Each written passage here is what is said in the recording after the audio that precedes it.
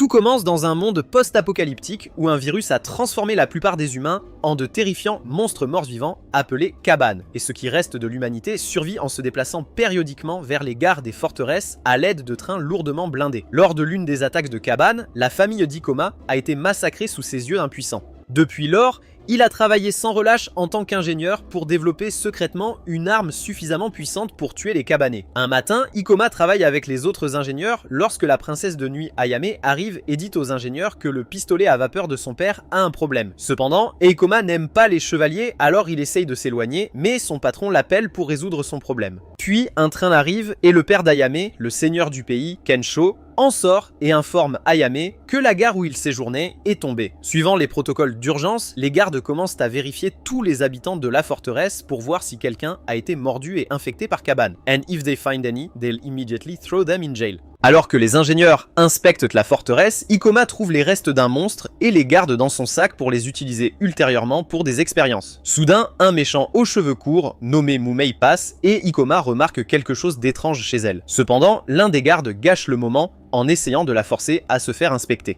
Mais le père d'Ayame arrive et l'informe qu'elle est son invité. Soudain, les gardes se lancent à la poursuite d'un homme qu'ils pensent être un cabane en raison de ses blessures. Mais le pauvre jure qu'il n'a pas été infecté.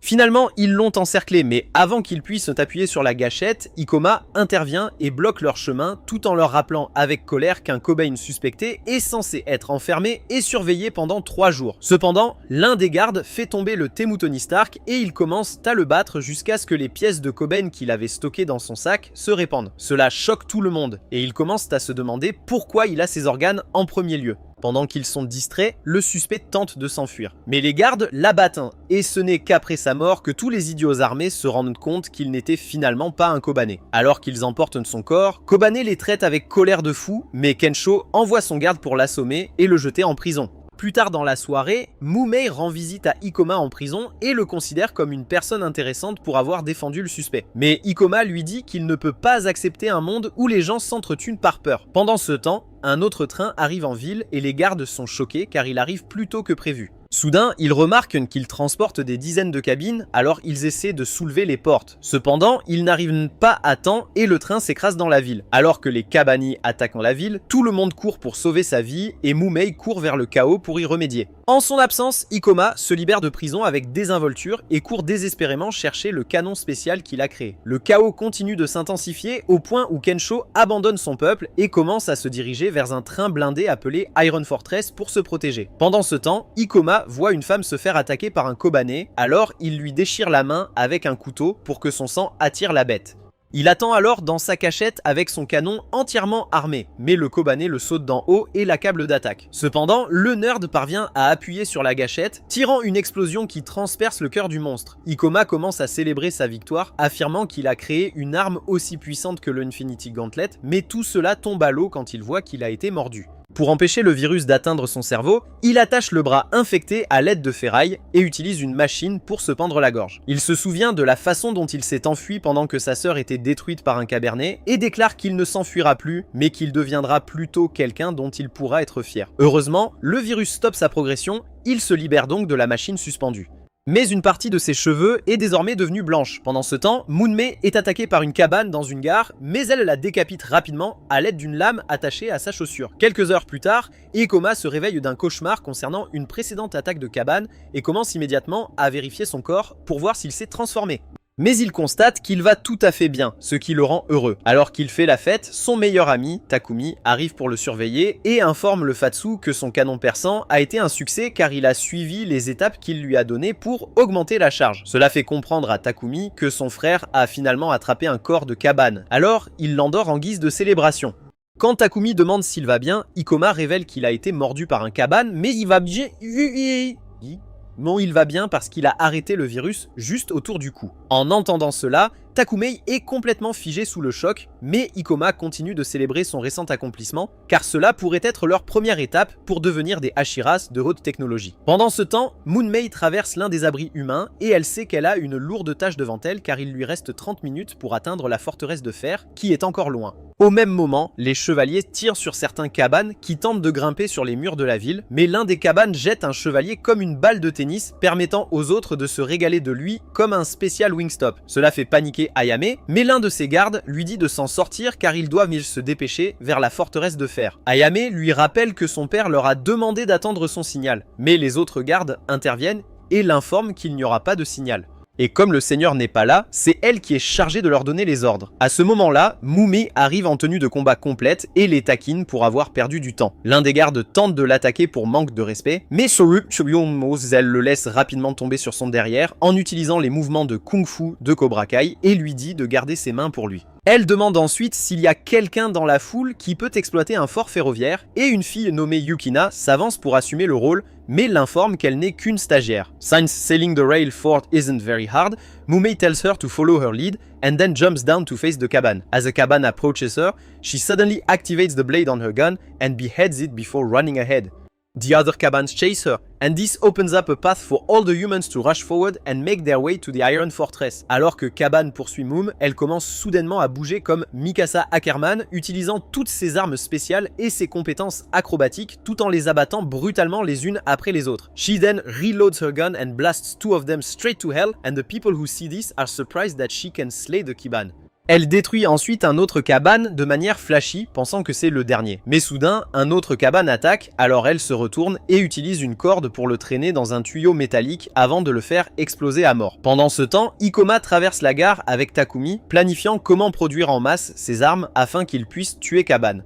Mais lorsqu'ils atteignent les portes de fer de la forteresse, les gardes les bloquent et leur demandent de se déshabiller pour inspection. Ikomae prétend qu'ils sont tous les deux humains, mais le garde leur demande de montrer qu'ils n'ont aucune marque de morsure. Alors Ikomae essaie d'enlever son manteau. Cependant, Takume l'arrête et lui dit qu'ils ne croiront jamais à son histoire. À ce moment-là, des cabanes arrivent et commencent à marcher vers eux comme des titans grondants, alors tout le monde commence à paniquer et se précipite dans la forteresse de fer. Cependant, Ikoma charge son arme et dit à Takume qu'ils l'accepteront quand ils le verront tuer le cabane. Takume le traite d'idiot délirant, mais il prend toujours position pour les combattre. Soudain, Moom arrive et détruit le cabane avec ses armes, et Ikoma la reconnaît instantanément, alors il attire son attention. Alors qu'il la glace, elle commence soudainement à le renifler et lui dit qu'il n'est pas normal.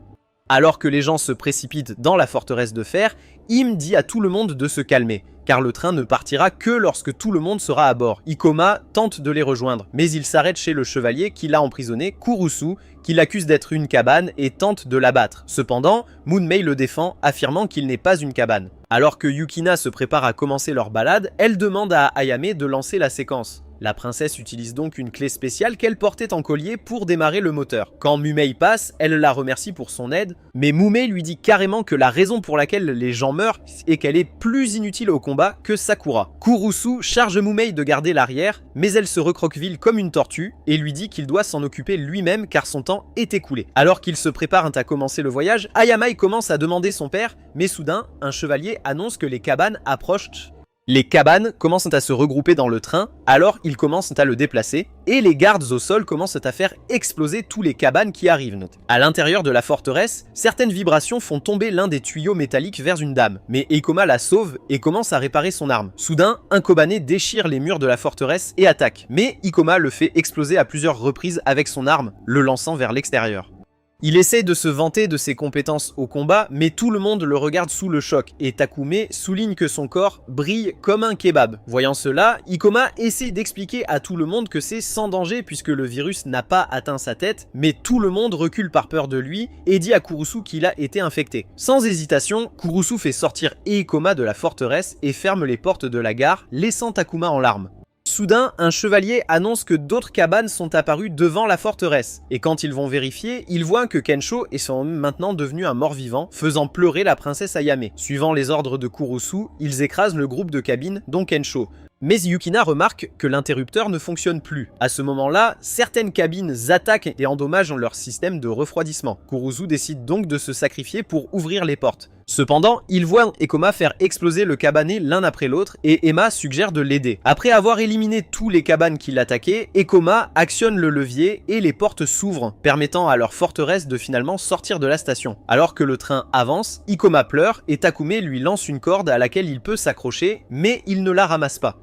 Soudain, Mumei saute et attache la corde autour de lui avant de les skier pour le tirer. Après l'avoir tiré à bord, Kurusu et les autres chevaliers tentent de l'abattre à nouveau. Mais Mumei les informe qu'il n'est pas un cabane, mais plutôt un hybride mi-humain, mi-cabane comme elle appelait Cabaneri. Malgré l'explication claire, Kurusu et ses camarades chevaliers du cerveau de poids concluent qu'elle est inhumaine et pointant leurs armes sur elle, mais elle menace de les tuer s'ils la qualifient d'ennemie et lance une arme tranchante pour les intimider. Cependant, Kurusu reste imperturbable et il garde son arme pointée sur elle tout en lui disant que les cabanes sont des ennemis de l'humanité. Mais Ayame lui dit d'arrêter et lui rappelle qu'ils ne seraient jamais parvenus à la forteresse sans l'aide d'Ikoma et Mumei. Kurusu soutient toujours qu'il ne peut pas laisser un cabane monter à bord. Et Ikoma est d'accord, disant qu'il est un cabane qui n'infectera personne que s'il le laisse rester. Cependant, Mumei ragdoll le cul au sol et lui rappelle qu'il est un cabaneri et non une cabane puisque son esprit est toujours humain. Il essaye d'argumenter, mais elle l'ignore et demande à Ayame si la forteresse se dirige vers Kongokaku.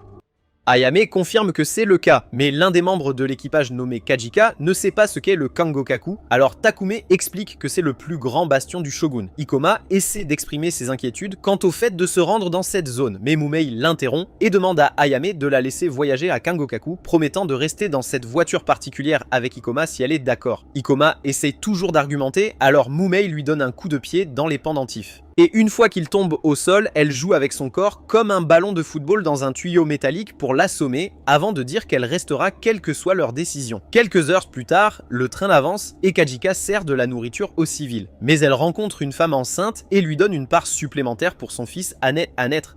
L'un des chevaliers nommé Kibido demande à Kirasu s'ils s'en sortiront car ils n'ont pas assez de nourriture et d'eau pour tout le monde à bord. Mais Kirasu dit qu'ils doivent essayer car Kangokaku est l'endroit le plus sûr pour eux. Lorsque Kibido évoque le fait que la forteresse pourrait les rejeter, Kirasu lui rappelle que l'aîné actuel est l'oncle d'Ayame et prétend qu'ils ne seront pas refoulés. Alors que Kajika passe avec la nourriture, Kirisu essaie d'en prendre, mais elle lui gifle la main et lui rappelle que sa main est couverte d'huile moteur. Pendant ce temps, Eikoma fait un autre cauchemar sur son passé traumatisant. Et à son réveil, Mumei explique que ses blessures ont guéri car il a un corps Skiban. Lorsqu'il lui demande pourquoi elle veut aller à Kangokaku, elle répond que c'est parce qu'elle l'a promis à son frère. Et même si elle ne peut pas dévoiler les détails, elle a une mission importante. Elle lui demande ensuite s'il est également intéressé par Kangokaku, et il dit qu'il est en effet impatient d'y aller car ce sont les principaux chercheurs de cabane qui pourraient être la clé pour résoudre ce problème de cabane. Il admet ensuite qu'il ne croit pas entièrement à l'histoire de Cabaneri, mais être piégé dans cette chaufferie pendant 3 jours prouvera que son esprit restera humain. Cependant, Moonmei décide qu'ils monteront ensemble dans la forteresse de fer et qu'il sera son bouclier, car elle s'endort généralement après avoir combattu trop longtemps. Bro essaie de discuter, mais elle le jette facilement au sol et lui dit de se lever pour qu'il puisse commencer à s'entraîner. Avant même qu'il puisse comprendre ses mots, elle recommence à le battre. Pendant ce temps, les chefs commencent à faire pression sur Ayame pour qu'il jette Ekoma hors de la forteresse, mais je leur dis que lui et Mumei ont donné leur parole qu'ils resteraient dans la voiture arrière. Cependant, les chefs insistent toujours sur le fait qu'on ne peut pas leur faire confiance. Je les traite donc de salauds ingrats et évoque le fait qu'Ikoma a essayé de faire la bonne chose avant même de devenir cab. Ils refusent toujours d'écouter et commencent à exiger qu'ils arrêtent le train pour pouvoir organiser les funérailles des membres de leur famille disparus. Pendant ce temps, dans la voiture arrière, Moonmei utilise ses mouvements de Jackie Chan pour renverser Ikoma encore et encore et essaie de lui donner des conseils sur la façon de se battre comme elle. Mais il se plaint qu'elle est une horrible enseignante. Il lui demande ensuite à quoi sert cet objet qu'elle porte au cou et elle répond que c'est pour la même chose que ses propres attaches. Mais dans son cas, chaque fois qu'elle l'enlève, elle peut se battre à son plein potentiel. Cependant, au bout d'un moment, la malédiction se propage et elle se fatigue. Soudain, ses sens méchants commencent à picoter, alors elle se précipite dehors vers une autre voiture où un homme opprime la femme enceinte. Immédiatement, il la voit. Tout le monde s'enfuit comme si elle était le croque-mitaine, mais elle est confuse car elle n'a pas encore vu ce qu'elle a ressenti. Ikoma lui attrape soudain le bras et lui rappelle qu'ils ont promis de rester dans la voiture arrière. À ce moment-là, le Boy Scout Kurusu apparaît et pointe son arme sur eux, affirmant qu'ils ont soif de sang humain. Mais Ikoma lui dit d'arrêter puisqu'il prévoit de reprendre Mumei et de s'assurer qu'elle se conforme jusqu'à ce qu'ils atteignent Kongokaku. Quand Ayame arrive, elle demande à Mumei pourquoi elle ne tient pas sa promesse, mais Mumei dit qu'elle ne comprendra pas même si elle le lui disait. Les gens commencent à exiger qu'il retire le duo Kibane du train, mais l'un des conducteurs arrive et les informe que le réservoir d'eau qu'ils ont réparé fuit à nouveau. Peu de temps après, ils arrêtent le train à la gare suivante pour réparation et Ayamai suggère d'organiser une veillée comme les autres l'ont demandé, car elle veut aussi dire une prière pour son père. Ce soir-là, alors que tout le monde prie, Moonmei demande à Kaban s'il se joindra à la prière. Mais il dit que ce n'est pas nécessaire car ses parents sont morts il y a des années, et elle dit que son histoire est à peu près la même. Elle lui demande ensuite quelle est la pierre précieuse qu'il a dans la main, alors il lui explique que c'est une pierre que l'on peut trouver sur n'importe quelle rivière. Quand il était plus jeune, lui et sa sœur en ont trouvé 2 et sa sœur a décidé qu'elle devrait en garder chacune un pour porter chance. Mais il y a 5 ans, lors d'une attaque de Kaban, sa sœur a été transformée en Kabani, alors il l'a tuée de ses propres mains. Dans le présent, certaines personnes se sont rassemblées pour attaquer le duo Kabaneri, mais je les arrête en leur rappelant qu'ils ne sont pas des méchants. However, the battle junkie, Moonmei, comes out and challenges them, so they surround her. But the princess gets them to stop by climbing to the balcony of the rear car. As Moonmei leaves to look around, Ayame suddenly stabs Ekoma with her blade, while asking him why he doesn't attack them like the Kobane. Alors il lui dit que c'est parce qu'il a fait le vœu de ne plus jamais s'enfuir et que son objectif est de tuer jusqu'au dernier Kobane. Alors qu'Ayame part, Ikoma s'évanouit soudainement, alors elle se précipite pour le voir. Pendant ce temps, Moonmei demande à Kajika de lui donner du sang pour se nourrir, mais cela effraie les gens, alors ils commencent à lui jeter des pierres. Soudain, la dame enceinte se transforme en Kaban, alors Moonmei intervient et la poignarde à mort avec ses lames. Au même moment, Ikoma commence soudainement à bouger comme un zombie assoiffé de sang alors qu'il plaque Ayamai au sol et essaye de se nourrir d'elle. Les gens sont choqués que Moonmei ait tué la femme enceinte et commencent à la traiter de meurtrière. Elle les informe donc que le fils à naître de la femme était irrécupérable car il était également infecté. Cependant, les gens sont toujours effrayés par elle, mais ils le sont encore plus lorsqu'ils voient qu'une grande armée de Kaban marche vers eux. Dans la voiture arrière, juste avant qu'Ikoma puisse mordre Ayame, Kurusu le fait tomber et lui demande ce qu'il essaye de faire. Ikoma reprend soudainement ses esprits, semblant surpris qu'il ait juste essayé de traiter son corps comme un sac de filet de poulet. Mais Kurusu pointe son arme sur lui tout en lui disant d'abandonner l'acte. À ce moment-là, Moom apparaît et leur dit de faire avancer le train car les Kaban marchent vers eux. Dehors, les gens commencent à se précipiter vers la forteresse et Yukina dit aux ingénieurs de se déplacer puisque les Kaban arrivent. Et l'un d'eux se plaint qu'ils n'ont pas fini les réparations, mais l'autre dit que cela n'a pas d'importance et installe le chemin de fer. Alors que la forteresse commence à bouger, les Kaban tentent de s'y précipiter, mais les chevaliers les font exploser avec leurs fusils. À l'intérieur, Moonmei demande à Kibido si elle peut rejoindre le combat, mais il répond qu'elle ne devrait pas le faire car certains de ses hommes ont peur de se faire mordre par derrière et les enferment ensuite dans la voiture arrière. Dans une autre pièce, l'aide d'Ayame vérifie tout son corps et l'informe qu'il n'y a aucune marque de morsure. Elle remet donc ses vêtements et rencontre les chefs dehors. Les chefs lui demandent comment elle compte assumer la responsabilité de ce qui se passe, d'autant plus que c'est à cause d'elle qu'ils ont fait confiance au Kibuneri. Mais son fidèle simp, Kurusu, les avertit de faire attention à leur langage lorsqu'ils s'adressent à l'héritier Yomugawa. L'un des chefs souligne que les gens sont inquiets et estime qu'il est dangereux de laisser la forteresse de fer entre ses mains. Elle admet donc qu'elle n'est pas apte à diriger et remet la clé de la forteresse à un chef nommé Akuji. Le vieux Kon se met immédiatement à se vanter de son nouveau rôle de chef de la forteresse de fer et il ordonne au conducteur de changer de cap pour les montagnes. Ayame l'avertit que les montagnes sont dangereuses car elles seraient entourées de hauteurs et plus vulnérables aux attaques de Kaban, mais Akaji insiste sur le fait que cela les amènera plus rapidement à Kangukaku. Pendant ce temps, Ikoma s'en prend à ce qu'il a essayé de faire, affirmant qu'il n'est rien d'autre qu'un pathétique Kaban. Mais Moonmei dit qu'elle a aussi faim que lui. Soudain, certains gardes jettent Takumi dans la voiture arrière avec Kajika, alors il leur rappelle que la seule raison pour laquelle ils donnent encore des coups de pied est à cause d'Ikoma. Ils jettent un autre mec nommé Sukari à l'intérieur avec eux et verrouillent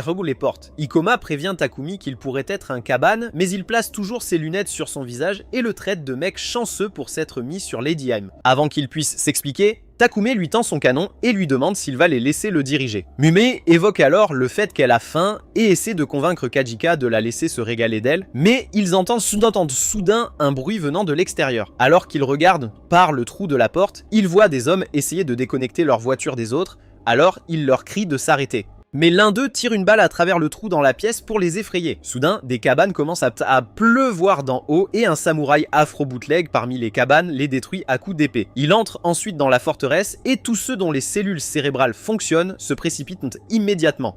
Mais un idiot sort un couteau pour lui faire face et se fait maigrir en quelques secondes. Voyant cela, Moonmei informe Ekoma que les cabines des samouraïs sont appelées apprenants. Comme il a appris à se battre par expérience, Moonmei commence à lui tirer dessus, mais il évite toutes ses balles et continue d'avancer avec tous ses camarades, se régalant de tous les humains qu'ils peuvent trouver.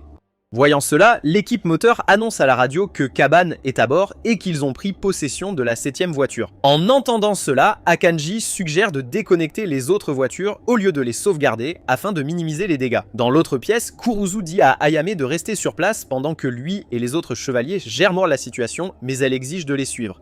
Après avoir récupéré son arme, elle avance avec ses hommes informant ceux qui peuvent les rejoindre alors qu'ils se dirigent vers les voitures arrière et tous les civils normaux se précipitent vers les voitures avant. Pendant ce temps, Mumei est épuisé, mais Ikoma suggère de sortir par la trappe de service et de tuer lui-même l'apprenant Kaban, ce qui la choque. Alors que le troupeau Kaban marche vers les voitures de devant, les chevaliers commencent à leur tirer dessus avec leurs armes. Mais Kabito dit à Kiruzu de récupérer son épée parce qu'il est un samouraï entraîné qui peut gérer n'importe quel Kaban qui tente de se battre au corps à corps, alors il se précipite pour la récupérer. En même temps, Ikoma et Mu peuvent sortir de la voiture arrière et il suggère d'y entrer lorsqu'ils ont dégagé le tunnel, mais Sukuri déconseille cela car le tunnel dure un moment. Il les informe alors qu'il y aura bientôt une rupture dans le tunnel, alors Ikoma décide qu'ils frapperont à ce moment-là. À l'intérieur du train, la cabine submerge l'un des chevaliers nommé Kurano et la mort. Elle utilise donc une bombe pour s'évacuer, ainsi que toute la cabine environnante. Alors que les cabanes restants commencent à marcher vers eux, Kurusu revient soudainement avec une épée et demande à Ayame de reculer.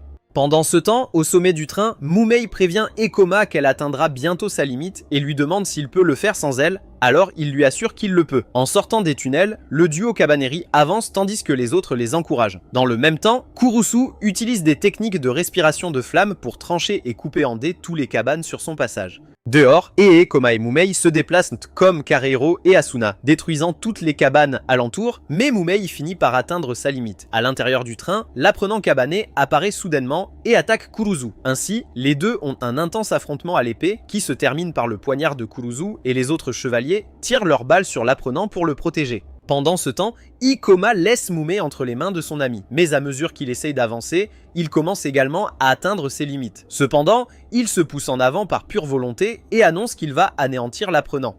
Voyant cela, Iema grimpe au sommet du train et lui ouvre la main, affirmant qu'elle conclut un contrat avec eux pour se battre pour eux. Alors il boit son sang. Le cœur d'Ikoma est immédiatement plein d'énergie. Alors il saute derrière l'apprenant et lui perce un trou dans la poitrine avec son arme et tout le monde célèbre cette victoire triomphale. Suite à cela, Ayame dit au supérieur qu'elle est prête à offrir son sang pour permettre aux Cabaneri de rester à bord, mais Kurusu soutient que son sang n'est pas suffisant. Alors tout le monde autour se porte volontaire pour offrir le sien également. Plusieurs jours plus tard, les chevaliers s'entraînent sur cible en utilisant des versions améliorées de leurs armes, et ils sont stupéfaits par les effets. L'ingénieur en chef, Suzuki, explique qu'il a inventé ses balles à réaction en utilisant le canon perçant comme référence, et Ikoma donne une explication geek complète du fonctionnement de l'attaque. Même s'ils n'ont pas compris un mot de ce qu'il a dit, ils sont heureux, car ils sont enfin capables de vaincre Kaban.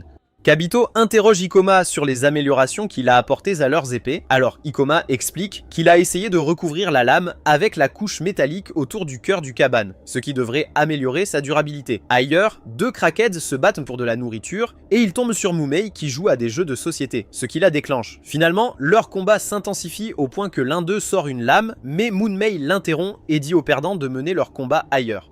Ils commencent à la menacer, mais elle les frappe en utilisant des combos de combattants de rue, faisant trembler tout le monde autour de peur. Et ensuite, elle les avertit de ne plus jamais recommencer. Tout le monde commence à l'applaudir comme si elle venait de gagner un match de WrestleMania, mais Ikoma vient la gronder pour avoir déclenché des ennuis. À ce moment-là, Ayame arrive et remercie Mumei pour son aide dans le chaos avant de l'appeler la gardienne de la forteresse de fer. Cela la rend confuse, alors Ayame explique que cela signifie une personne qui protège tout le monde et sur laquelle on peut compter, et tout le monde conclut que Mumei est la toute-puissance de leur ville pour aller de l'avant. Soudain, les freins d'urgence du véhicule s'activent, provoquant un tremblement qui rend tout le monde confus. Lorsqu'Aema arrive à la salle de contrôle, Kurusu l'informe qu'ils ont reçu un message de la station Hashiro, indiquant qu'elle a été envahie par Kaban. L'homme qui surveille la zone annonce qu'il a repéré des survivants dans la station, alors Ayame lui dit qu'elle envoie immédiatement une équipe de secours. Bientôt, le train s'arrête à la gare et Kabito explique à l'équipe, à l'aide d'une carte, qu'une tour de guet s'est effondrée sur les rails, ce qui les empêche de passer. L'un des hommes suggère de prendre un autre itinéraire, mais Iema dit que leur nourriture ne suffira pas car cela leur prendrait 10 jours chacun.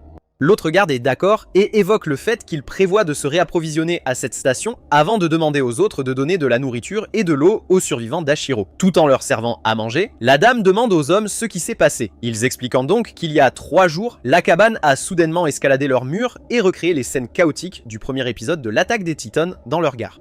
But Mumei notices a weird one-legged man named Inoku among the survivors. Inoku demande la salle de bain et après que la dame de la nourriture lui ait indiqué la bonne direction, il s'avance et murmure à Mumei qu'il l'attendra dehors. When they meet outside, Inoku tells Mumei that it's been a while since they last met. Et lorsqu'elle lui demande ce qu'il fait, il explique qu'il aide son jeune maître sans être en première ligne. Elle lui demande alors s'il a besoin de quelque chose d'elle, alors il l'informe qu'il y a 5 jours, le shogunat stockait des armes pour détruire les gens à la place de Kabane et lui demande de dire au jeune maître qu'ils agissent de manière suspecte. Il lui demande alors de promettre au maître en son nom qu'il viendra à son aide en cas de besoin, mais Mumei dit que ce ne sera pas suffisant pour que le maître l'accueille à nouveau.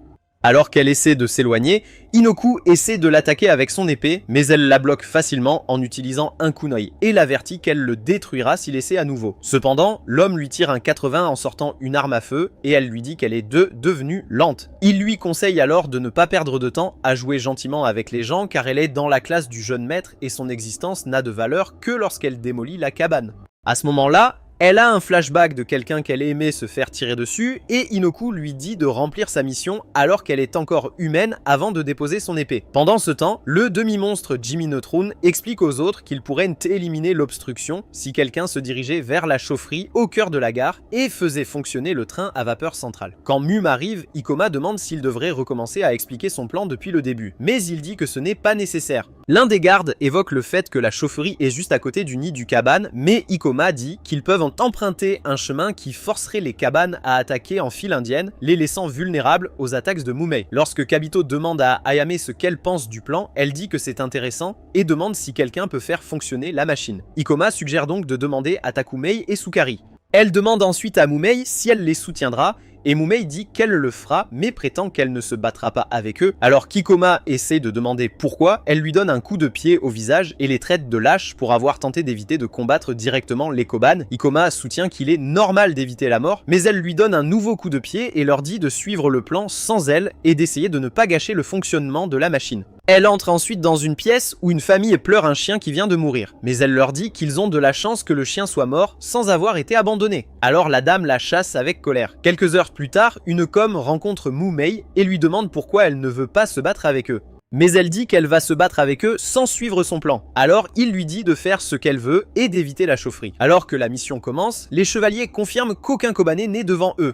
Ikoma conduit donc Takumei et Sukari à la chaufferie et se précipite avec les autres combattants. Il aperçoit alors Mumei se précipiter vers la chaufferie, alors il court pour l'arrêter et Kibido décide d'aller les arrêter car ils ne peuvent pas gérer la chaufferie seule. Lorsque Mumei fait irruption dans la chaufferie, elle aperçoit une armée de Kabanes. Alors elle lance des bombes fumigènes en l'air et les fait exploser, provoquant un écran de fumée couvrant la zone. Elle commence alors à détruire les Kabanes les uns après les autres en utilisant ses armes et ses mouvements d'arts martiaux jusqu'à ce qu'elle remarque qu'elle a été coupée. Peu de temps après, Ikoma et les autres la rencontrent et elle explique qu'ils auraient toujours été en retard si elle avait suivi son plan. Alors que Ikoma actionne l'appareil, il remarque qu'une grande horde de cabines s'approche parce que les attaques de Mumei ne font que les provoquer. Les soldats commencent à exploser sur la cabane et certains monstres tentent de ramper dans la chaufferie, mais Ikoma les fait exploser et dit à ses amis de lui laisser le reste. Alors qu'il lève l'obstacle, il aperçoit Mumei en train de se battre contre la cabine et l'un d'eux finit par la maîtriser. Ikoma sautait immédiatement et fait exploser la cabane, mais soudain, toute la zone s'effondre alors qu'un grand monstre appelé le Smog apparaît. Il y a plusieurs années, lors d'une attaque dans une cabane, une fille supplie Mumei de la sauver, mais un chevalier arrive soudainement et la tue. Le garde dit alors à Mumei de s'écarter parce que le jeune maître arrive, et après son départ, elle se précipite pour voir la fille. De retour dans le présent, Mumei se réveille couverte de débris, et se rend compte que les contraintes de sa cabane ont disparu. Alors que le Smog s'approche de la forteresse de fer, Yukina détourne le train vers le rail de secours, ce qui leur permet d'échapper à son attaque. Après être entrés dans la salle d'urgence, les chevaliers activent la serrure de la porte, mais le suffisant commence à se précipiter vers eux, alors ils la font exploser à plusieurs reprises, jusqu'à ce que la porte se ferme enfin. Lorsque le Smog entre en collision avec la porte, toutes les cabanes qui composent son corps s'effondrent. Ailleurs, Ikoma trouve Mumei dans l'épave et lui demande si elle a mal, alors elle hoche la tête pour confirmer qu'elle souffre. Il essaie de soulever le gros rocher au-dessus d'elle, pensant qu'il est Superman, mais ses bras faibles lui échouent. En combinant Alors, Mumei lui dit d'y aller puisque c'est de sa faute. Ikoma reconnaît que c'est sa faute, mais admet également que c'est aussi sa faute d'avoir lâché les commandes de la grue lorsqu'il l'a vu se faire applaudir par un démon. Il dit qu'ils sont tous les deux des idiots, que tout le monde déteste, mais c'est la raison pour laquelle ils doivent survivre et arranger les choses. Dans la salle de la gare, Akoji suggère de repartir, car il considère que faire face au monstre est une tâche insensée. Mais quand Iema demande s'il serait possible de battre en retraite, Yukina répond qu'ils ne pourront pas aller assez vite en marche arrière, ce qui signifie qu'ils seraient des cibles faciles lorsque le monstre attaquerait à nouveau. L'un des chevaliers nommé Gakaku suggère de se frayer un chemin, car le smog est dispersé en ce moment, et explique qu'il pourrait peut-être se faufiler sur le chemin. Depuis que la tour a été légèrement soulevée, un autre garde nommé Shojin convient que le pari en vaut la peine, mais Takumi demande s'ils envisagent de laisser Ikoma et Mumei derrière eux. Un vilain chevalier répond avec colère qu'ils devraient les quitter parce que Mumei est celui qui a fourni la cabane et qui a attiré le smog vers eux. Et Akuji ajoute qu'Ikoma a abandonné sa tâche à mi-chemin, affirmant qu'il mérite ce qui les attend. Cependant, Ayamai affirme que le smog constitue une menace trop importante pour qu'il puisse en bas simplement l'ignorer, et suggère qu'il doit y avoir une meilleure alternative. De retour dans les ruines, Ikoma ne parvient pas une nouvelle fois à libérer Mumei. Elle lui a donc demandé de la quitter, affirmant que les faibles méritaient de mourir, mais il soutient que les faibles devraient plutôt devenir forts. Elle insiste toujours pour qu'il la quitte, mais il répare un appareil et attache une corde au rocher au-dessus d'elle pendant qu'elle pleure sur ses propres échecs. Malheureusement, l'appareil finit par être un plus gros échec que la dernière Nintendo, alors il avance pour l'aider lui-même. Soudain, le sang cabané dans le corps de Mumei commence à briller et elle se met à pleurer sur le fait qu'elle ne veut pas devenir une cabane. Mais Ikoma lui donne nonchalamment du sang, tout en lui disant qu'il est content d'avoir pensé à en apporter. Quand elle se calme enfin, il lui demande s'ils finiront par se transformer en cabane s'ils ont faim, et elle dit qu'elle ne sait pas, mais souligne que tous les autres membres de son groupe se sont transformés en cabane. Ekomai entend alors les grondements à proximité, alors que le train se fraye un chemin à travers les portes et traverse les voies. Il dit donc à Mumei qu'il doit d'abord s'occuper de la cabine avant de la sauver. Elle l'avertit qu'ils sont trop nombreux, mais il lui dit de se taire et charge son matériel. Tout en marchant devant, il prononce un discours passionné sur la façon dont les faibles peuvent devenir forts grâce au pouvoir de l'amitié, puis s'ouvre la main pour attirer le cabane et tout en courant. Alors que Mumei regarde Ekoma combattre les cabanes, elle se souvient de la façon dont sa mère a été brutalement assassinée alors qu'elle était soupçonnée d'être une cabane, lui laissant peur pour sa vie. Cependant, un garde est arrivé juste à temps pour la sauver. Les cabanes commencent à maîtriser Ekoma, mais ils continuent de se frayer un chemin à travers eux jusqu'à ce que Mumei s'évanouisse enfin. Quand elle se réveille, elle voit qu'elle a été repérée des décombres, mais elle se précipite immédiatement pour voir Ikoma. Elle le trouve allongé, impuissant sur le sol et essaie de le réveiller, mais il lui dit qu'il a mal parce que la cabane lui a mordu le ventre. Après l'avoir aidé à se relever, elle court dehors avec les autres et il voit devant eux le smog de cabane, qu'elle identifie comme une colonie fusionnée. Ils se précipitent immédiatement à bord du train, mais remarquent ensuite que le smog agit bizarrement. Alors Mumei explique qu'il assimile tout ce qu'il peut trouver pour devenir plus fort. Lorsque Kurusu demande s'ils peuvent le vaincre, le duo de techniciens, Takumei et Sukeri, arrive et annonce que c'est la raison pour laquelle ils sont revenus pour leur canon de type 48. Ikoma s'excuse d'avoir abandonné son poste, alors Sukari lui dit de compenser en travaillant. Alors qu'Ikoma soulève la tour, les autres se réunissent dans une pièce et Mumei les informe que la faiblesse de la colonie fusionnée est un seul cabane à l'intérieur qui lui sert de cœur. Kibido suggère de lui tirer dessus avec un canon de type 48, mais Mumei dit que cela ne fonctionnera pas car le noyau cabane est protégé par une foule d'autres cabanes. Lorsqu'un autre chevalier demande comment ils peuvent le vaincre, elle explique que le frapper avec le canon fera disperser son corps et exposera son cœur, ce qui leur donnera l'occasion de frapper. Une fois la tour soulevée, Ayema suggère que Mu puisse se reposer, mais Walmart Wonder Woman insiste pour être celle qui frappera le cœur de la colonie Futus pour rattraper son erreur antérieure. Elle s'excuse ensuite auprès de la famille d'avoir dit des choses dures à propos de leur chien et annonce aux gens qu'elle va tuer le grand monstre avant d'aller de l'avant. Alors que le train commence à accélérer, la fusée de colonie commence à courir dessus. Alors Mumei grimpe au-dessus de la salle des canons et dit à Takumei de l'attirer jusqu'à la dernière seconde. Le monstre commence à se rapprocher, alors Takumei panique et le fait exploser tôt, ce qui fait que Mumei lui crie dessus.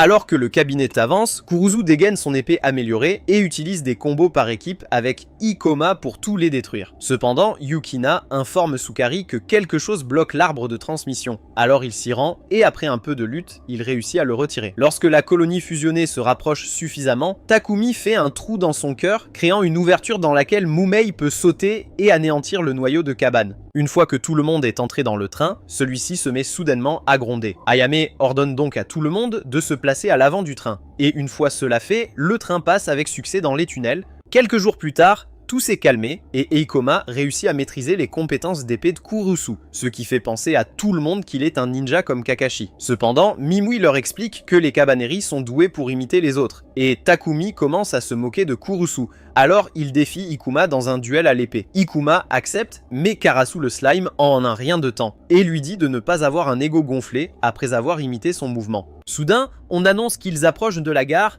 alors tout le monde sort et voit la gare Shatori devant eux. Lorsqu'ils remarquent qu'il y a du monde à la gare, le moteur se met à faire la fête car cela signifie qu'ils peuvent enfin se reposer un moment. Peu de temps après, ils arrivent à la gare et Ayame dit au chef qu'elle laisse la forteresse de fer entre leurs mains puisqu'elle a rendez-vous avec le seigneur de cette gare et ils en acceptent la responsabilité.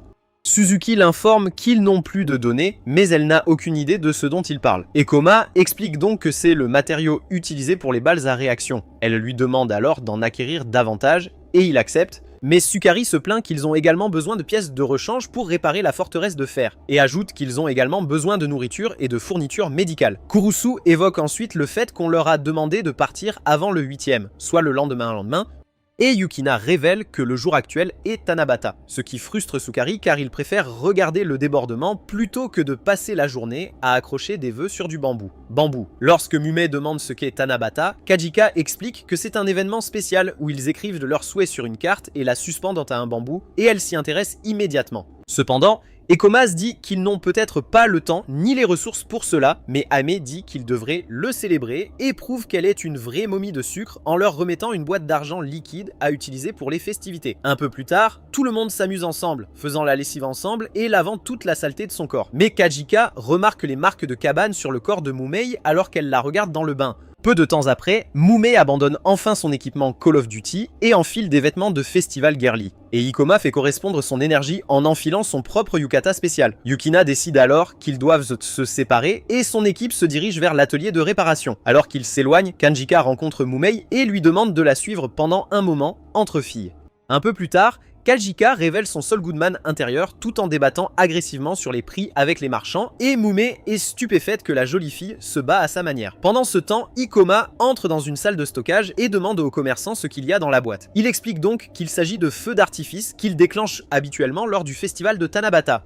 En entendant cela, Ikoma se rend compte qu'ils se sont changés pour les feux d'artifice, alors il demande à l'homme de leur en prêter afin qu'il puisse les utiliser comme agent de combustion pour les balles à réaction. À ce moment-là, un chevalier moustachu nommé Banki arrive et dit au commerçant de réparer son arme, mais le marchand dit qu'il doit s'occuper d'Ikoma parce qu'il est venu en premier. Ikoma répète ces mots, mais Banki se met en colère et renverse sa boîte à outils. Alors Ikoma et le commerçant commencent à récupérer les outils. Le Bonehead commence avec colère en exigeant qu'il répare son arme. Alors Takumi le traite de salaud arrogant et lui donne un spécial Tanjiro, qui l'envoie voler dans le mur. Cela déclenche l'homme au point qu'il essaie d'attaquer Takumei avec son épée. Mais Ikoma l'arrête et fait sortir l'idiot du magasin. Ailleurs, Yukina est approchée par un garçon qui prétend que son père est également sur un fort ferroviaire, ce qui la rend intéressée par lui. Mais quand il mentionne qu'il s'agit de la forteresse de Fusang, elle se souvient que la forteresse dont il a parlé est la même qui s'est écrasée contre les portes de leur ville au début. Elle essaie d'esquiver le sujet, mais Sukari, de sang-froid, arrive et dit sans détour au garçon que la forteresse de Fusang a été envahie par Kaban et que tout le monde à bord a été retourné avant qu'elle ne s'écrase sur la station d'Aragan. Alors que le cerveau miniature du garçon commence à s'effondrer, Yukina demande à Sukari pourquoi il ferait quelque chose d'aussi cruel, mais Sukari affirme qu'il est bien plus cruel de le faire attendre son père qui ne reviendra jamais parce qu'il aurait lui-même souhaité que quelqu'un lui parle de son père. Les larmes aux yeux, le garçon commence à se plaindre de la façon dont son père a promis de revenir.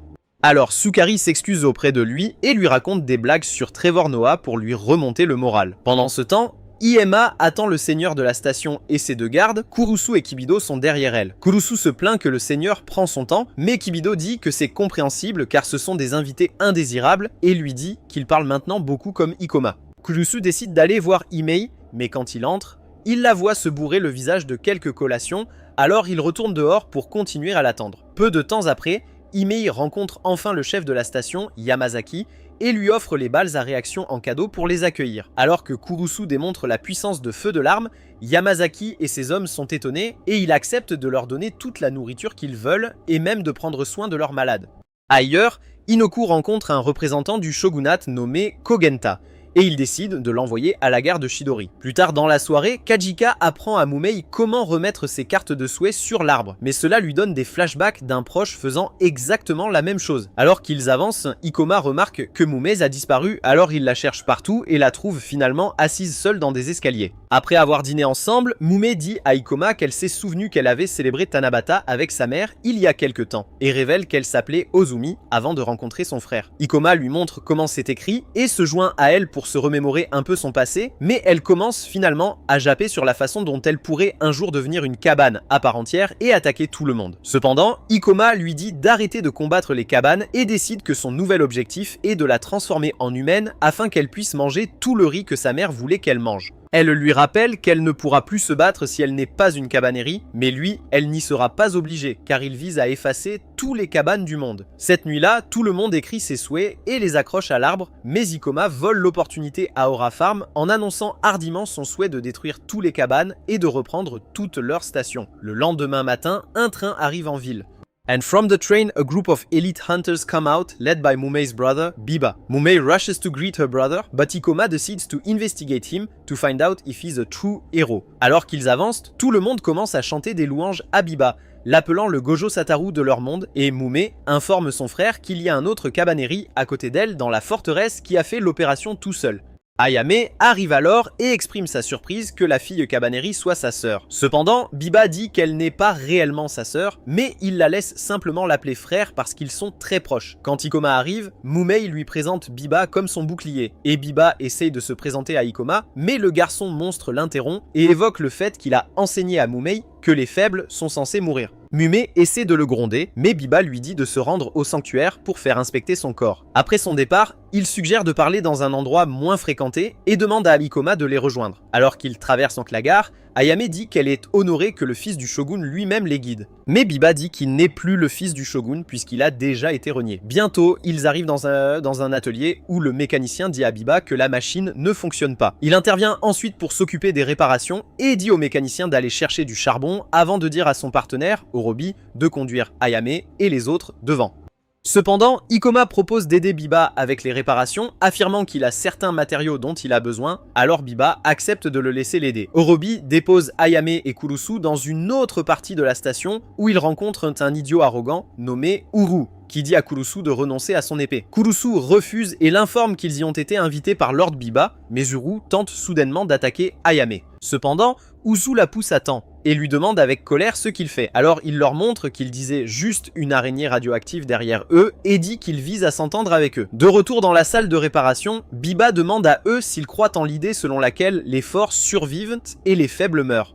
Mais Ikoma dit qu'il ne peut pas être d'accord avec l'idée selon laquelle les faibles n'ont pas le droit de vivre. Biba dit qu'il apprécie ce sentiment et précise qu'il ne parle pas d'abandonner les faibles, mais plutôt de les sauver. Il affirme ensuite que Mumei s'est sauvé en choisissant de se battre. Et quand Ikoma lui demande ce qu'il veut dire, il explique que la survie ne dépend pas de la capacité de s'enfuir, mais plutôt de la capacité de se relever et de combattre les cabanes. Soudain, l'alarme se déclenche et une grande horde de cabanes commence à marcher vers la ville. Le cerveau derrière cette attaque, Kojento, surveille d'en haut et son assistant craint que le plan ne mette les gens en danger.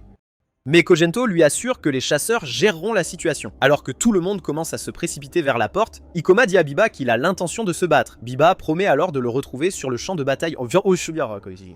Il rencontre ensuite les autres chasseurs et leur demande leur nombre, alors son camarade l'informe qu'il y a 7 chevaux répartis dans la porte ouest. Buryu dit qu'ils n'ont besoin que de 15 minutes puisqu'il n'y a aucun risque de fusion de colonies. Biba ordonne donc à l'équipe de se mobiliser avec des armes légères, de ralentir les monstres avec des tirs de canon et de les nettoyer ensuite. Ils sortent tous leurs épées et récitent leur hymne. Alors que les chevaliers commencent à tirer avec leurs armes, le fort ferroviaire de Biba franchit soudainement la porte. Quand ils sortent, Biba donne l'ordre à ses hommes d'activer les canons. Les canons détruisent une grande partie des monstres. Et les chasseurs chargent avec nous.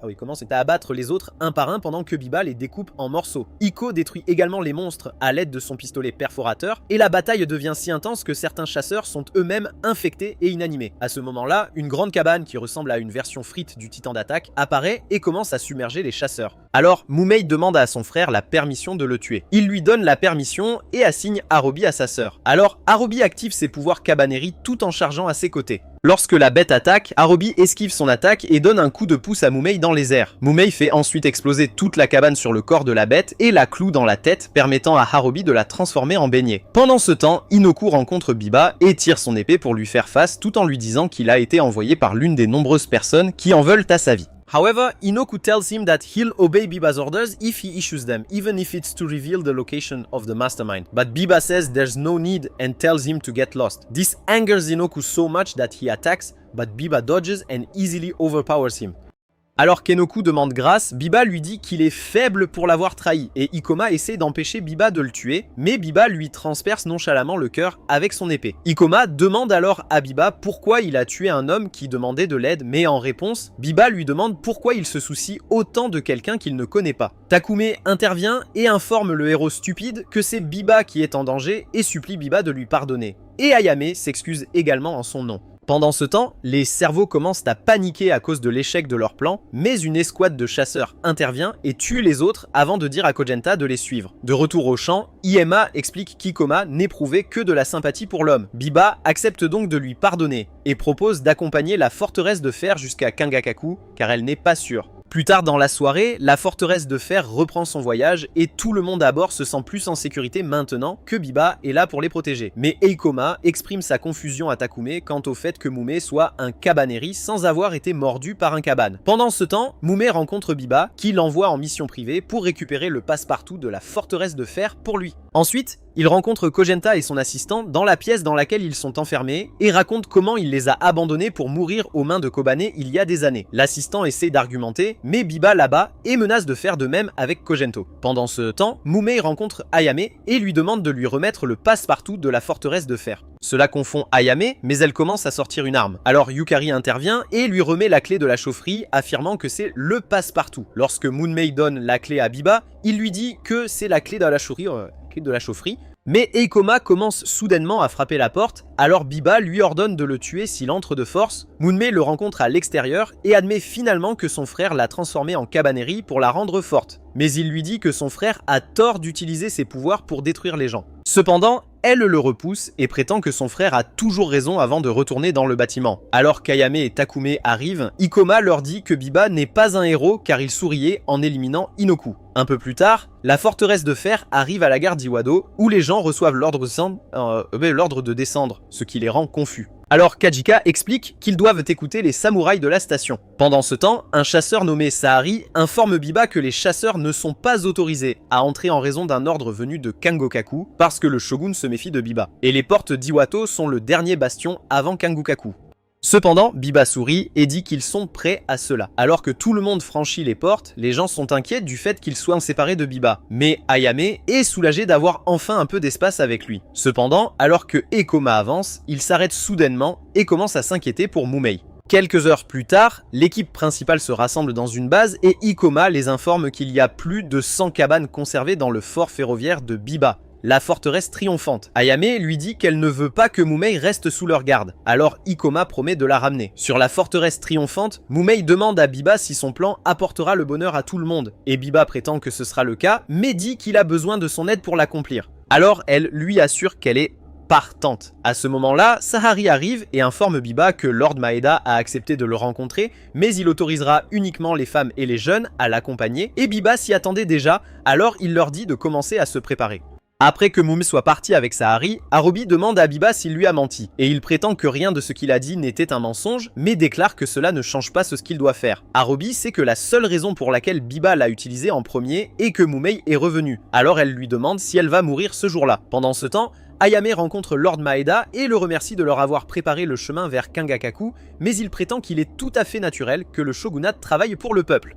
Cependant, il s'excuse pour la stipulation qui n'autorise que les femmes et leurs jeunes, et explique qu'il n'aurait pas accepté de voir Biba s'il ne l'avait pas fait. Ayame est surpris de vouloir voir Biba, alors il explique que Biba a demandé à le voir pour discuter de questions concernant les divisions alimentaires. L'aide de Mayada souligne que son patron n'est pas familier avec la querelle entre Biba et le shogun. Mais Mayada affirme que Biba a mis ce que-là de côté, surtout depuis qu'il a passé les 10 dernières années à combattre les Kaban pour le compte du shogunat. Peu de temps après, le trio de chasseurs arrive au palais et Biba se présente à Maeda, qui commence immédiatement à le vitrer. Mais soudain, son garde, Itagaki, pointe une arme sur Biba. Maeda explique à Itagaki que Biba n'est là que pour parler, mais Itagaki dit qu'une arme pointée sur eux ne les débarrasse pas de leur capacité à parler et leur dit de prendre place. Lorsque tout le monde est assis, Mumei demande à Biba la permission de se rendre dans la salle blanche, alors Biba dit à quelqu'un de l'y accompagner. Pendant ce temps, Ikoma et Takume courent là-bas aussi vite qu'ils le peuvent en 4, et Takume confirme qu'il a bien vu Mumei avec Biba. Soudain, il voit Mumei faire une course avec Naruto sur les rails en phase 2, et elle saute vers la base en contrebas. Après avoir éliminé un garde, elle tire un levier qui libère le portail, puis commence à utiliser un miroir pour signaler aux autres chasseurs. À ce moment-là, Ikoma arrive avec Takumei et lui demande ce qu'elle fait. Elle explique donc qu'elle laisse entrer la forteresse triomphante, parce qu'elle ne comprend pas pourquoi ils les gardent enfermés dehors alors qu'ils ont passé tant de temps à se battre à travers cabanes. Cependant, elle voit que les chasseurs conduisent des centaines de cabanes à travers les portes, alors Ikoma se précipite immédiatement pour relever le pont. Malheureusement, Ryu coupe les fils du niveau et répand du sang sur les gardes environnants, obligeant le clan à commencer à les attaquer. Alors que la cabane charge dans la ville, l'alarme de la ville se déclenche et alerte ceux qui se trouvent dans le palais, alors Biba poignarde rapidement Itagaki à la gorge. L'autre garde tente de riposter, mais Harubi le corps en quelques secondes et Biba coupe rapidement l'autre garde. Alors qu'il s'approche de Lord Maeda, Ayame ramasse une lance pour le défendre et Harubi lance une lame pour l'achever, mais Yukina utilise son corps comme bouclier humain pour bloquer l'attaque. Maeda demande à Biba s'il l'a trompé, mais Biba dit que c'est son maître qui l'a trompé le premier et qui l'a coupé en deux comme une barre Kit Kat. Dans la ville, la panique s'installe alors que les cabanes commencent à ravager la population. Et Mumei est complètement abasourdie par cela, alors elle saute pour faire quelque chose. Ikoma essaye de l'arrêter, mais Takumei le retire et lui rappelle qu'ils doivent se concentrer sur tout le monde en premier. Les chevaliers se tirent sur les cabanes et Ikoma rejoint la mêlée avec son canon et demande si Ayame est de retour. Kibido dit que non et souligne qu'ils ne peuvent pas retourner à la forteresse de fer sans le passe-partout. Alors Kurusu décide d'aller la retrouver. Alors que Mumei traverse la ville, elle aperçoit une famille sur le point de se régaler dans une cabane. Alors elle détruit rapidement la cabane. Cependant, elle était trop tard car le soleil a été mordu et elle essaie de les empêcher de mourir, mais ils se font exploser. Alors que Kurusu se précipite, il voit Ayame entrer dans la forteresse triomphante, alors il se déplace à une vitesse encore plus élevée. Les soldats en contrebas sont heureux quand ils voient arriver la forteresse triomphante, et ils tentent de monter à bord, mais Sahari et les autres chasseurs les abattent. À l'intérieur de la forteresse, Biba fait monter Robi et réalise ensuite une expérience sur elle, qui la transforme en Smog. Pendant qu'Ora cultive dans le train, Biba déclare qu'il va tout libérer, puis ordonne à Robi de détruire la porte. Les chevaliers font désespérément exploser le monstre pour se défendre, mais le titan noir de Robi stoppe leurs attaques et détruit la porte. Mumei rencontre Biba et lui demande pourquoi il provoque le chaos. Alors, le technicien B, Aaron Yeager, lui dit que ce monde chaotique est le monde de l'équité qu'il recherchait. Soudain, le monstre de Harubi commence à fondre et il se prépare pour améliorer sa transformation. Mais Kurusu arrive et assomme les gardes, permettant à Aime de s'emparer de leur formule secrète. Le savant fou essaie de la faire exploser avec sa mitrailleuse, mais Kurusu l'attaque en contrebas. Au sol, Hirobi perd soudain tout contrôle et commence à détruire ses propres hommes. Mais quand elle charge Biba, le Gigashad ne bronche pas et Ora cultive aussi fort qu'il peut, tout en la poignardant à mort. Les chasseurs encerclent alors tout le monde et Ikoma tente de riposter. Mais Sahari le renverse et lui dit qu'il s'intéresse à son sang. Les chasseurs assassinent un garçon infecté juste devant Ikoma et l'assomment. Alors que la mère pleure, Biba donne à son méchant un monologue sur la façon dont il avait l'intention de libérer tout le monde en détruisant le château du shogun, ce qui fait comprendre à Mumei qu'il lui a menti tout ce temps. Alors que le train s'avance, Ikoma est dans une cage, pensant qu'il n'acceptera jamais l'idée que les personnes faibles doivent être détruites, et il décide d'arrêter Biba à tout prix. Peu de temps après, les nouveaux gardes servent de la nourriture à tous leurs captifs, et en tête de la meute se trouve Sukari, qui explique à l'un de ses ennemis qu'il se range toujours du côté de l'équipe gagnante avant de remettre à Yukina une bouteille à donner à Ikoma. Kajika lui demande si elle croit vraiment que Tsukuri a rejoint l'ennemi et elle confirme qu'elle le fait avant de donner son verre à Ikoma. Après que Takume ait récupéré la nourriture de son ancien technicien, Tsukuri dirige le gros vers une pièce où lui et les autres réfugiés subissent une vidange de sang. Un homme demande la permission de donner le double de la quantité de sang pour couvrir sa femme malade et Ryu accepte l'idée, mais un cosplayer Obito parmi les chasseurs dit que ce n'est pas amusant et incite l'homme à accepter de donner 4 fois plus de sang uniquement pour lui couper la main. Alors que l'homme pleure de douleur, sa femme s'évanouit et le chasseur sans cœur, Warabi, ordonne à ses camarades de faire le plein de sang. Alors qu'il s'éloigne, Takumi lui demande avec colère pourquoi il est si méchant, mais les autres gardes le retiennent. Et Warabi lui demande de conclure un accord pour donner du sang à 30 hommes puisqu'il a la forme d'un hippopotame constipé. Peu de temps après, Takumi rencontre Ikoma et lui demande quand il a l'intention de réaliser son plan, car il ne peut plus supporter la torture, alors Takumi révèle qu'il le fera la nuit suivante. Lorsqu'ils viennent récupérer son sang, dans une autre pièce, Viva demande à Ayame d'utiliser ses relations avec son oncle pour qu'ils ouvrent les portes de Kangukaku et organisent une rencontre entre lui et son père. Et Ayame accepte de coopérer à condition que sa sécurité et celle de son peuple soient assurées. Elle lui demande alors ce qu'il compte faire lors de la rencontre avec son père. Il explique ainsi qu'il y a 10 ans, le shogunat a envoyé 400 000 soldats à Kyushu pour exterminer les Kaban et qu'il en était le commandant malgré son très jeune âge. Lorsqu'ils ont touché terre à Kyushu, tout se déroulait comme prévu.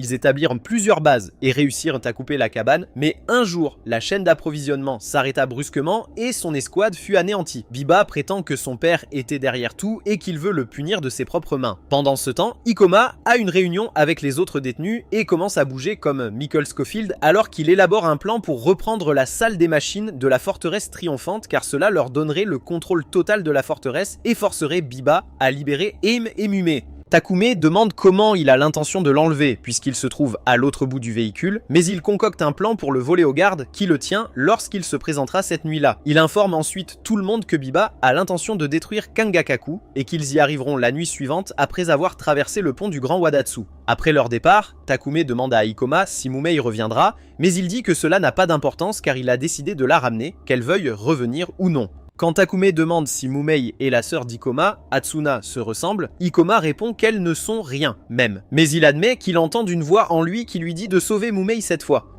Takumi dit que c'est sa propre voix, et les deux commencent à se taquiner comme au bon vieux temps. Pendant ce temps, Mumei s'écrase dans une pièce où sont rassemblés des hommes masqués, et leur demande d'admettre que ce sont eux qui ont transformé Hirobi en sa forme de monstre, mais ils ont nié l'accusation. Elle voit alors l'homme dont la main a été coupée se battre pour sa vie dans le lit d'opération, et se précipite pour demander à Bebo pourquoi il prélève du sang sur les gens. L'aspirant Aizen continue de se moquer tout en lui disant que les Kaban ont aidé à exposer le véritable ennemi qui doit être abattu, et cela lui fait tellement peur qu'elle recule lorsqu'il essaye de la toucher. Cependant, il essuie le sang de son menton et Sahari arrive pour lui remettre quelques documents à examiner. Il demande ensuite à Mumei si elle a apprécié son séjour à bord de la forteresse de fer. Et après qu'elle ait acquiescé, il promet de dire à ses gardes de ne pas faire de mal à ses amis tant qu'ils se comportent bien. Plus tard dans la nuit, les Avengers de la prison se réunissent à nouveau pour une réunion, et après qu'Ikoma leur ait attribué des rôles, ils s'en vont.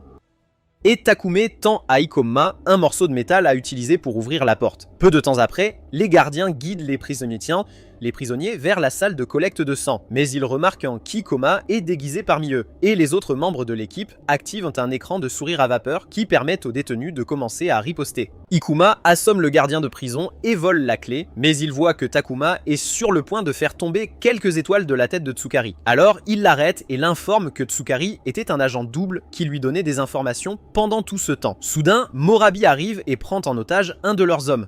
Alors ils essaient de riposter, mais il lance la pauvre âme en avant comme une diversion avant de les charger avec sa lame. Cependant, Ikoma le bloque et le frappe contre le mur avec un tuyau métallique. Alors il essaye d'abattre Ikoma, mais se fait mettre KO par Takumi. Ensuite, Ikoma conduit les autres à la salle des machines où il repère des gardes et charge en avant pour leur faire face. Quand Biba entend parler de cela, il donne une lame à Mumei et essaie de l'allumer au gaz pour qu'elle fasse face à ses amis. Mais elle refuse et lui dit qu'elle veut être avec tout le monde dans la forteresse de fer et vivre dans un monde sans cabane. Certains gardes tentent de l'attraper, mais elle s'enfuit et assomme tous les autres gardes sur son passage avant d'être renversée par derrière. Alors que ses cellules cabane commencent à prendre le relais, elle crie à l'aide, mais les méchants gardent la mettre sous sédatif. Pendant ce temps, les chevaliers ouvrent la voie à Ikoma et Takumi pour avancer. Mais lorsqu'ils arrivent devant les portes moteurs, la clé ne fonctionne pas et Biba arrive soudain avec sa troupe. Biba dit qu'il savait qu'Ikoma déclencherait une révolte et essaie ensuite de l'abattre, mais Takumi met à profit son corps surdimensionné en le protégeant.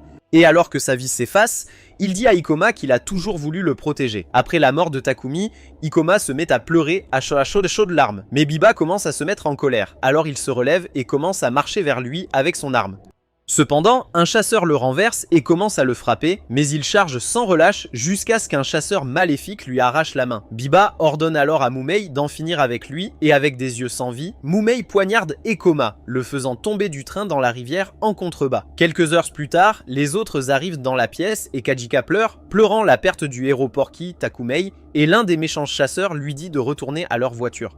Mais elle lui dit avec colère de prendre du recul, alors Sahari menace de la tuer si elle n'obéit pas. Les larmes aux yeux, elle lui dit d'aller de l'avant et de les tuer tous jusqu'à ce que leurs mains soient trempées de sang, et Sukari et Yukina se tiennent devant elle. Voyant cela, Yuryu dit à Sahari de les laisser nettoyer leurs dégâts, alors il part. Pendant ce temps, Ikoma parvient à nager jusqu'aux rises rocheuses et à cracher toute l'eau de son système. Plus tard dans la journée, Biba regarde un couteau spécial tout en disant à Mumei que son père était un homme lâche qui le maltraitait brutalement quand il était plus jeune. Il prétend qu'il ne peut pas pardonner à son père et comme Mumei cherchait à réparer leur relation père-fils, il considérait sa compassion comme une faiblesse. Il lui dit alors qu'elle sera le marteau qui l'aidera à détruire la forteresse de son lâche-père et lui infuse une forte dose de composé V tout en lui disant au revoir pour toujours. Dans le château, le shogun annonce que la porte Iwatos, qui était une ligne de défense clé de leur capitale, est tombée et le responsable de cette action est Biba. Tout le monde est choqué d'entendre cela, mais il leur dit qu'il n'y a rien à craindre car Kongokaku est une forteresse impénétrable. Alors qu'il s'éloigne, l'un de ses gardes suggère de parler à tout le monde du monstre du smog détruit à la porte d'Iwatos, mais le shogun demande s'il est le seul à en être conscient. Une fois qu'il a confirmé qu'il l'est, le shogun le poignarde à mort tout en expliquant qu'une information excessive entraîne une peur inutile. Au même moment, Ikomei fait un cauchemar dans lequel sa chérie Mumei est devenue un zombie et implore son aide. Mais quand elle charge vers lui, il se réveille soudainement. Il se souvient alors de la mort de Takumei, et alors que les larmes coulent de ses yeux, il souhaite n'avoir jamais impliqué son meilleur ami en premier lieu. Et il souhaite aussi que Mumei ne l'ait jamais rencontrée, car elle ne se souvient même plus de sa promesse. Soudain, Akaban commence à s'approcher de lui, alors il attrape son canon perçant et court dans un bateau naufragé pour se cacher. De retour à Kangokaku, un garde informe le shogun que la forteresse de fer est arrivée et les habitants prétendent avoir capturé les hommes qui ont détruit la porte d'Iwado. Alors que le train entre dans la gare, Ayame sort avec Biba menotté, le proposant comme captif, et il lui rappelle qu'il a encore des otages, alors elle lui assure qu'elle suivra son scénario. Son oncle la rencontre et lui pose des questions sur son père, mais elle l'informe que son père brise les démons dans l'au-delà, alors il lui présente ses condoléances. L'un des généraux interrompt leur temps de liaison en demandant comment ils ont capturé Biba, et elle explique que tout le monde dans la forteresse a coopéré avant de le supplier de laisser son peuple se reposer dans leur poste. Le général l'informe qu'ils doivent être emprisonnés pendant 3 jours pour inspection, et elle accepte. Il décide donc de les emmener rencontrer le shogun. Sur l'île, Ikoma aperçoit une ombre s'approcher de sa cachette, il s'éloigne donc et finit par tomber, pensant que Jinwoo est après lui. Cependant, la personne se révèle être Kuruzu qui lui pose des questions sur tout le monde. Mais Iema l'informe qu'ils ont tous été capturés par Biba, que Takumei a été tué et que Mumei a été transformé en esclave monstre. En entendant cela, Kurusu l'attaque avec colère tout en lui demandant pourquoi il s'est enfui comme une mauviette. Mais Ekoma explique en larmes qu'il ne pouvait rien y faire. Leur conversation est interrompue par le savant fou que Kurusu a attaché avec des chaînes de chien et il commence à vérifier les blessures d'Ekoma jusqu'à ce que Kurusu l'éloigne et dise à Ekoma de le rejoindre pour s'en prendre à la forteresse de fer. Cependant, Ekoma refuse, affirmant qu'il vaut mieux qu'il soit mort. Alors Kurusu dit qu'il avait tort à son sujet et s'éloigne, laissant le héros mauviette pleurer à chaudes larmes. Pendant ce temps, au château, le shogun demande à Biba d'arrêter de jouer car il sait qu'il complote quelque chose et sort le couteau qu'il cachait parmi ses affaires. Biba explique qu'il voulait le lui rendre puisque c'est le seul cadeau qu'il a reçu de lui et demande au shogun de le tuer de ses propres mains. Alors que le shogun essaie de tirer l'épée, il remarque soudainement une blessure au bras et Biba commence à jouer à des jeux d'esprit avec tout le monde, leur disant qu'il y a un cabane dans la pièce, ce qui les mettrait fin s'ils n'y mettent pas fin en premier. Soudain, le shogun se transforme en cabane, alors l'un de ses gardes armés lui fait un trou dans la tête. Cependant, le shogun se relève, alors tous les gardes commencent à le faire exploser ensemble, créant ainsi une opportunité pour Biba de le poignarder avec son épée. Pour aggraver les choses, Biba utilise alors les haut-parleurs de la ville pour annoncer que n'importe qui pourrait être une cabane puisque le shogun lui-même était une cabane, ce qui rend les citoyens fous alors qu'ils commencent à se battre. L'un des gardes tente de calmer la situation en disant à tout le monde qu'il n'y a pas d'autres cabanes dans la ville, mais Uryu le poignarde par derrière et Sahari libère des centaines de cabanes dans Kongokaku. Un général tente d'affronter Biba, mais il le détruit et tue un autre mec qui piétinait son père. Sur l'île, Kurusu dit à Ikoma que la raison pour laquelle il est toujours en vie est que Mumei l'a intentionnellement poignardé de manière non mortelle et l'informe qu'elle a maintenant été transformée en Smog. Il décide alors de le suivre pour la sauver. Après s'être préparé, Ikomae demande au savant fou de lui donner la potion utilisée pour améliorer Harobi car il veut détruire Biba et sauver Mumei. Une fois qu'il l'a fait, Ikomae l'injecte en lui-même et se transforme en une nouvelle forme bestiale. Alors que les Kabanae commencent à déchirer les gens, Mumei commence à marcher sur la ville sous sa forme de Smog et les chevaliers tentent de riposter avec leurs canons, mais leurs explosions ne font qu'enlever du Kabané de son corps. À la porte, les gardes tirent sur le Kaban entrant, mais le Kaban stoppe leur attaque et commence à se précipiter vers eux.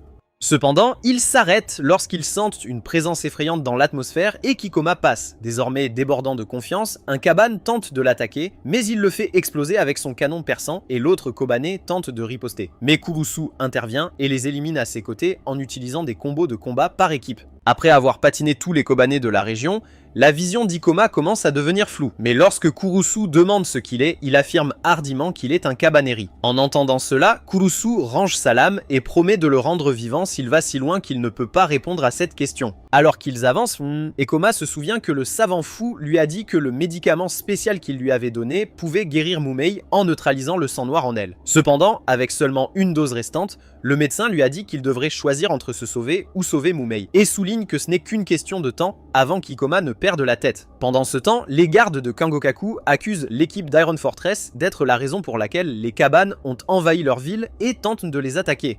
Mais Ayame les arrête et les informe qu'aucun d'entre eux n'est Kaban. Cependant, les soldats en colère disent qu'elle la coiffe et pointent leurs armes sur elle tout en lui rappelant que c'est son devoir de maintenir l'ordre. Mais Ayame explique que c'est l'inverse. Comme l'ordre existe pour protéger les gens, elle marche ensuite juste devant l'arme tout en expliquant à l'homme comment ils doivent se concentrer sur l'élimination du doute plutôt que sur les gens, et ils sont tellement stupéfaits qu'ils déposent leurs armes. Elle leur demande alors de rejoindre son équipe pour échapper à Kangokaku. Dans le même temps, les soldats à l'extérieur continuent de tirer des coups de canon sur Mumei, mais elle stoppe leurs attaques et a une vision, ce qui la pousse à détruire encore plus de bâtiments. Voyant cela, Sahari informe Biba qu'elle atteindra le château dans 30 minutes et ils conviennent de se retrouver sur la plateforme 13 pour évacuer. Quand Sahari voit Iekonema marcher dans la rue, sa mâchoire tombe au sol et il en informe Biba, qui est également choqué. Alors qu'Eikoma se dirige vers le château, des chasseurs idiots tentent de l'arrêter. Alors il s'en prend à Mike Tyson et les assomme. D'autres chasseurs apparaissent et tentent de l'attaquer depuis les toits, mais Samurai Jack 2 saute à l'intérieur et commence à les déchirer. Voyant cela, Eikoma commence également à les frapper. Alors Sahari passe à son mouvement de désespoir qui écrase Ikoma avec le train. Alors que le train s'approche d'Ikoma, plusieurs chasseurs le retiennent au sol, mais il les repousse et tire une bombe spirituelle qui détruit le train. Cependant, Sahari a survécu d'une manière ou d'une autre et il charge pour terminer le travail, mais Ikoma part son arme et tire un coup de canon perçant en plein cœur. Pendant ce temps, un garde informe Biba que les Kabanés se propagent plus rapidement que prévu et lui remet une fiole à utiliser en cas de pire. Après avoir pris le médicament, il ordonne à Ryu de s'échapper avec tout le monde quand tout sera fini. Mais quand Ryu demande ce qu'il compte faire, il dit qu'il doit y aller parce qu'un mourant l'appelle. Au cours de son déchaînement, Mumei détruit soudainement un pont et Kurusu doit combattre une horde de Kaban de l'autre côté, tandis que son partenaire de danse, Ikoma, court devant elle. Alors qu'Ikoma court vers Mumei, elle entend sa voix et touche un papillon dans son royaume de conscience, ce qui la fait s'effondrer. Soudain, Biba arrive et sort son épée tout en disant à Ikoma qu'il envisage de le détruire. Les deux Gigachads se chargent, affrontant intensément leurs armes, et Biba demande à Ieekoma pourquoi il a utilisé le sang noir, alors il révèle qu'il avait prévu de ramener Mumei à la normale. Biba le jette alors sur le côté et le poignarde à la poitrine, mais Ieekoma brise sa lame et l'attaque. Cependant, Biba le repousse et lui brise le bras comme une brindille, seulement pour qu'Ikoma l'envoie voler avec une chaîne d'aura.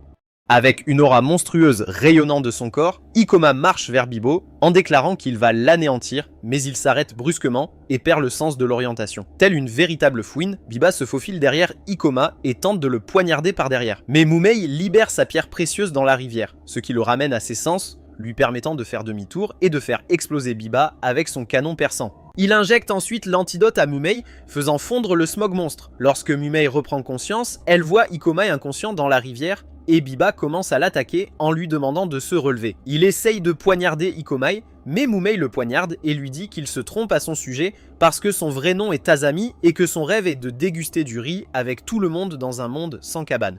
Alors que l'équipe prépare leur évasion, Ryu arrive avec son clan et demande à les laisser monter à bord de la forteresse de fer en échange de leur indiquer la voie d'évacuation. Alors Ayame le gifle et accepte. Pendant ce temps, Kurusu rencontre Mumei, qui tente de réveiller un Eekoma inconscient, et il le porte tout en se dirigeant vers la forteresse de fer. Après avoir combattu un groupe de Koban sur le chemin, ils finissent par retrouver les autres sur la forteresse et le train quitte Kangakaku. Peu de temps après, Mumei réussit enfin à réveiller Ekoma, et lorsqu'elle voit qu'il guérit, elle se rend compte que Biba lui a injecté du sang blanc pendant leur combat. Plus tard, Mumei remet à Ekoma sa pierre précieuse et lui sourit alors que le train avance.